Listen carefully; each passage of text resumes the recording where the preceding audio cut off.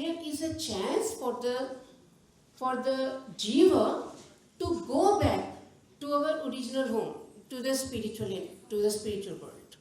If we make an effort, if we surrender to Krishna, by the mercy of some devotee, if we come in contact with some Vaishnava, and by his mercy we can definitely go back to Krishna's home, our original home, that was spiritual home. But this Maya energy, this Maya Shakti of Krishna, this is what? This is Krishna's inferior energy. But it is Krishna's energy, so cannot be cut by the jiva on its own effort. How can we cut this pool of material energy? Only by surrendering to Krishna, because Krishna says that only I can deliver you from the clutches of Maya. We cannot do it on our own. Right? And this material energy of Krishna is this whole material world. So however we are superior energy, but we have been bound by this material energy, right? This body is all material. We are embodied in this. Okay? And the third, material energy is also eternal. Just like the jiva energy, material energy is also eternal. And the third is Brahm, the Ishwar, right?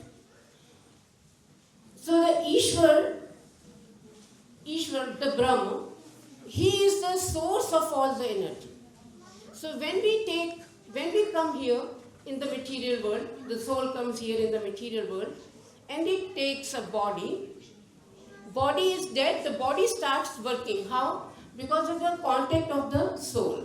Because soul is a part and parcel of Krishna, so it gets its energy from Krishna, right? And this energy makes even the dead thing start working. And it is this energy only which makes even the whole material world work. Because Krishna himself descends in the material world as a super soul, and the whole material world also starts working. Right? So these are the three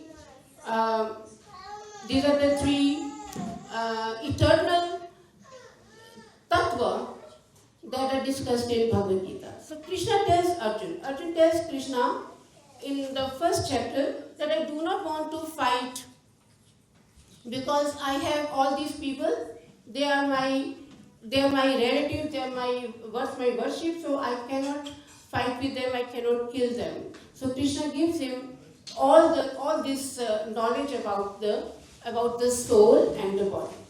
So Krishna says that any material thing, you see, anything that is material will undergo 6 changes, right? You know what are those 6 changes, right? It will take birth, grow up, produce children, dwindles, and then final change is it dies.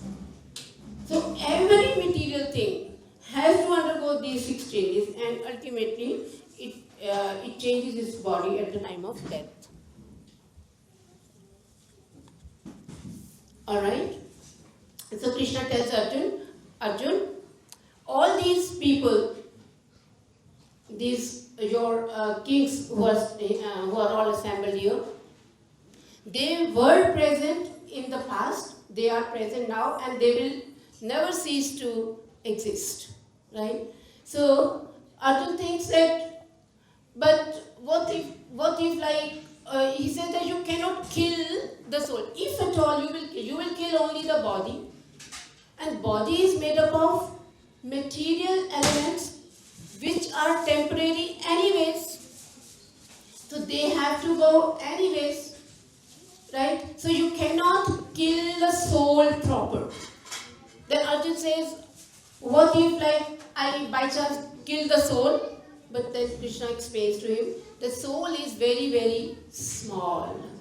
So if the soul is so small, it cannot be, Krishna says it cannot be killed by using, Arjun thinks, there are Brahmastra, there are water weapons, there are air weapons, there are so many weapons being used because at that time all these sophisticated weapons were there. But Krishna says, no, don't worry Arjun, soul is so small that it cannot be killed. And an interesting thing, soul cannot be killed. Krishna says, nobody kill the soul. Krishna never says that even I can kill the soul. Even Krishna, if he wants, he can kill the soul. Why? Because we are his energy. Nobody can ever take energy away from the energetic, right? So Krishna says, no Arjun, you will never be able to kill the soul. So then Krishna tells him, this soul, when the body changes, the soul doesn't change. Soul remains the same. We are just changing the body. And you see, in that respect, if you see, we are dying every day. If you see that respect, we are dying every day. It's not only that at the end of our life we die. At the previous day we can never get back. Whatever we were 7 years ago, we are not the same today. So that person which we were like even yesterday is died.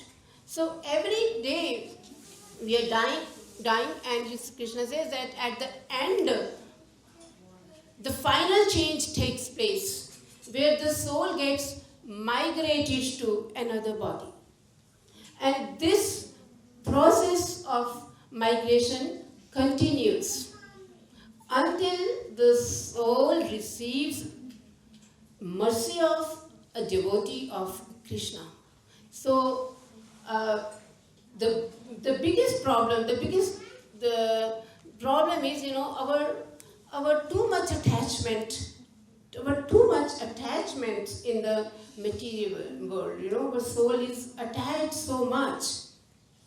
We have started thinking this body to be the soul, right? That is where we are wrong, right? So, Prabhuji, do we have some time? Right. So we will stop here. So what we do with these three tattva, matter, material energy, Krishna's Swarup energy, and Krishna's Tatastha energy. All of them are not eternal. They are related. We have Veda Sambandh with Krishna, right? With living entities. We have some things common with Krishna, but at the same time, we don't have those qualities in abundance, right? So we are Anu, Krishna is Vibhu.